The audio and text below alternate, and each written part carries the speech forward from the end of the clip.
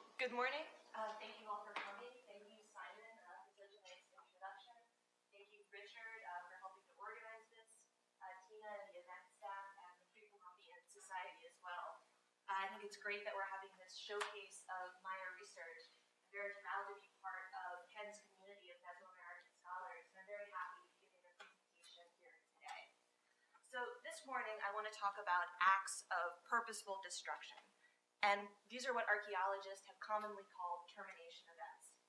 And what I want to do is start by talking about what these events are and why they occur. I then want to give you two examples from in and around the Belize River Valley. One at the site of Xunantunich, which Richard talked about briefly this morning, and another at the site of Minanha. And then I really want to talk for the rest of the time about a termination event that I excavated at the site of Callar Creek in 2011. But let me begin by defining what I mean by acts of purposeful destruction. These are acts involving the intentional razing of buildings through dismantling, burning, burying, or some other measure. And they also tend to involve intentional breaking of objects. And although this is a somewhat simple definition, these acts are actually quite variable. They take many different forms and occur for many different reasons. Generally, they tend to be classified as either reverential or desecratory. Reverential acts can be thought of as respectful decommissionings, and they often take place before a structure is abandoned or substantially modified. Desecratory termination involves the defiling of structures or objects, and is often the result of warfare, raids, or some other form of violent conflict. Intentional acts of destruction have been found throughout the Maya world, but for today I just want to focus in on one specific area, and that is the Belize River Valley, which you can see depicted here. This area extends from just west of the convergence of the Mohan and McCall rivers all the way to the Caribbean Sea. So let me just point out some of the sites I'm going to be talking about. Xunantunich is located right here.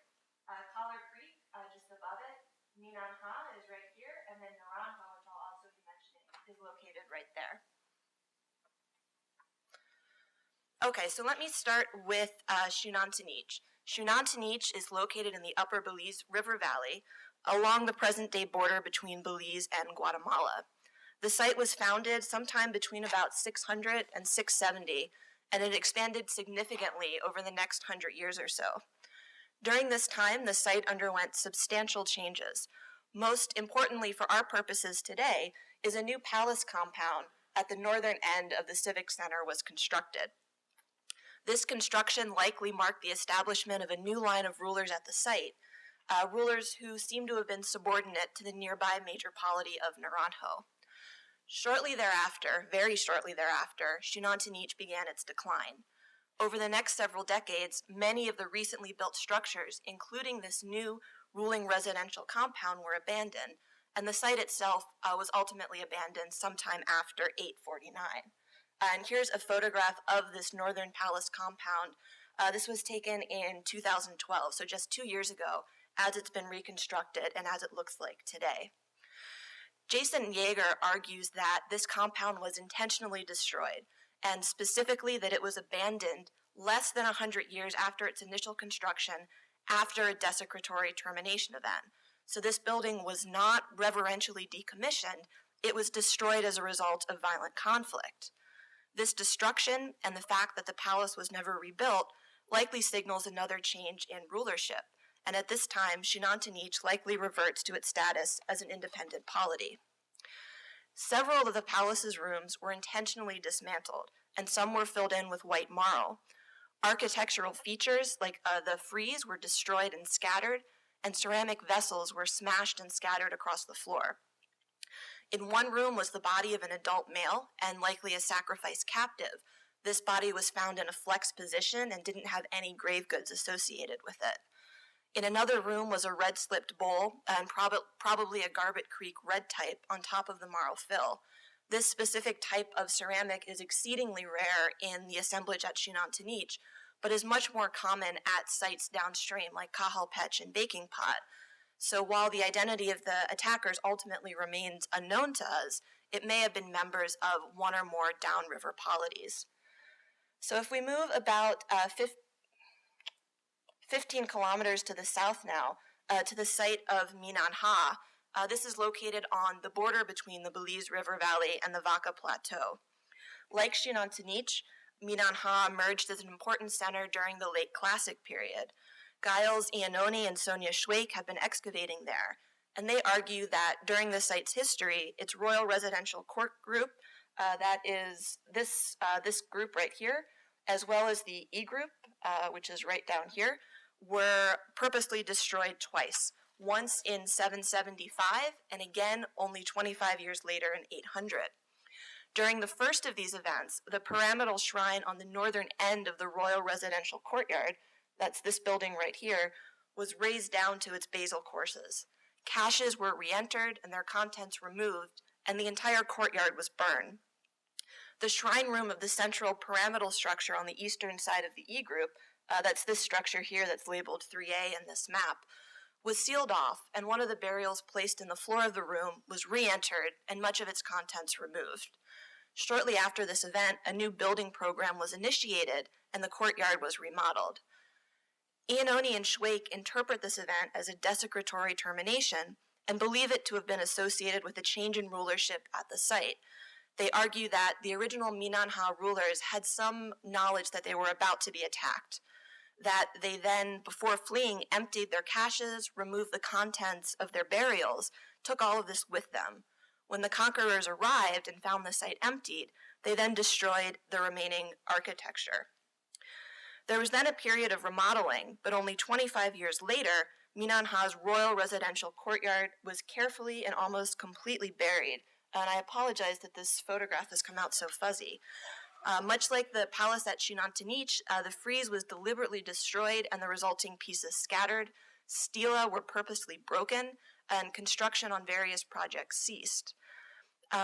Because of the extreme care taken in burying the architecture, and you can see here the really extreme amount of rubble fill that was placed on top of the staircase, Iannone and Schweik argue that this event is more likely to have been a reverential termination, marking the decommissioning of this part of the site. But what's interesting here is there's no evidence of dismantling. There's no evidence of burning, only the obliteration of the courtyard through willful burying. So I now want to turn to the site of Callar Creek, which is located right here along the Mohan River, only about 5 or so kilometers from Xunantunich. Callar Creek consists of 4 plazas and 11 structures. There are 2 ancestor shrines, a central pyramidal structure, and a series of range structures that likely formed an enclosed residential area. There's also 2 parallel lines of stones that run across the southern edge of the main plaza, which I'll come back to and talk about in just a minute. The site was likely occupied, or at least first visited, sometime in the middle pre-Classic period, between about 1000 and 400 BCE. The site then seems to be abandoned thereafter, and as visible today, the site was first occupied at the end of the early Classic period, around 600 CE. We then see a significant increase in construction at the site during the late Classic period, before part of the site was purposefully destroyed during the Terminal Classic, probably sometime in the 9th century. So I want to sort of focus in on this destruction and show you some photographs of it. The area that we're going to be talking about is this corner right here. So the south side of structure 10, the east side of structure 2, and the west side of structure 2, and the northeast corner of Plaza 4. So all the photographs are going to come from this corner right here. This is what the area looks like before we started excavation, and this is what it looked like at the end of the excavation. This large mound in the background is structure 10, and this sort of runway catwalk type thing coming out from the center is the smaller ancillary structure, structure 10. So structure 10 had cuts in its floors and in its walls. This is a plaster floor coming across here with a large area that's been cut out, a wall here that's also been cut through. Structure 2, the entire wall had almost been taken apart and dismantled. All that's left here is the construction wall that would have been behind the external facade. As As you can see, this wall is heterogeneous. It's constructed of a series of cobbles of various sizes. These are not the nicely cut faced blocks that you can see over here. So the whole facade had been torn down. There's also a series of very large cobbles off to the south side of structure 10. These cobbles are way too large to have come from this small structure. They're also located way too far from structure 2 to have fallen there naturally. So these were placed there intentionally. This is supported because we found about a quarter to a third of late Classic 2 Mount Maloney bowl sitting flush on top of these cobbles. So in addition to this evidence of cuts in floors, cuts in walls, taking down the building facade, there's also evidence of burning. You can see here that there's burnt daub that's sitting directly in top of this in the bowl. We also found a very, very thick layer of ash. This measures about 45 centimeters at its deepest. You can see this gray line that cuts across in the stratigraphy. All of this is ash, essentially. It's filled with large pieces of carbon and also very, very large pieces of ceramic sherds. Along the center line of structure 10, we found several concentrations of ceramics. Some of these just seem to be broken sherds. Some are broken but articulated fragments of vessels and almost look like they were thrown down or stomped on. And we also have a couple of vessels that are more or less intact and sitting upright. Here, this is actually 3 Belize red incised variety footed plates that are sitting one on top of the other. And this is what one of them looks like put back together, as I was able to do in the lab afterwards. So was this destruction reverential or desecratory? Do we have evidence for peaceful abandonment, internal revolt, or foreign conquest? These are very different types of events that leave frustratingly similar signatures in the archaeological record. They result in similar types of destruction. I suggest that a possible, although admittedly imperfect, way to distinguish between reverential and desecratory acts of destruction is to determine whether those who committed the acts were residents of the site or those living outside the site center. If the former, the destruction is likely to be reverential. People are unlikely to desecrate their own houses and temples. If the latter, the destruction is likely to be desecratory. People are unlikely to reverentially decommission structures and objects with which they have no strong connection. 2 archaeological indicators of outside involvement are ceramic stub signature vessels and low stone walls that may have formed the foundations of hastily constructed and perishable palisades.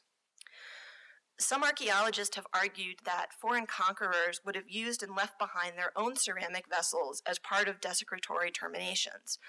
These ceramics or signature vessels are likely to be found interspersed with locally made ceramics. The presence of non-local ceramics in conspicuous locations directly associated with the termination event may thus point to outside perpetrators and desecratory rather than reverential termination. Hastily made fortifications constructed at the end of a site's occupation history also suggest the presence of unwanted attackers living outside the site core and point to violent conflict, conquest, and sacking. Although variable, these palisades generally consist of a sort of perishable structure on top of a low stone wall footing. So all that's likely to remain today is this low stone wall footing, which often consists of parallel lines of stones filled in with rocks, sherds, and other debris. At Callar Creek, we found significant portions of 4 vessels in prominent places. The late Classic 2 Mount Maloney bowl that I showed you a picture of that was left on top of those cobbles with the burned daub inside of it. And then these 3 Belize red footed plates that were stacked one on top of the other. These 2 types of ceramics, however, are very common in the assemblage at Callar Creek. So they really don't provide evidence for signature vessels. Unlike what Jason found at Xunantunich, these are not rare ceramics. But we do have evidence for a hastily constructed perishable palisade built right at the end of the site's occupation history. As I mentioned when I showed you the map of the site, there are parallel lines of stones along the southern edge of the main plaza. This is a photograph of this feature after excavation. These stones are large. They're irregularly shaped cobbles, not cut limestone blocks. The area between them was filled in with rocks, ceramics, and other debris. Sherds from this fill date the structure to the Terminal Classic period, so this is the very end of the site's occupation history.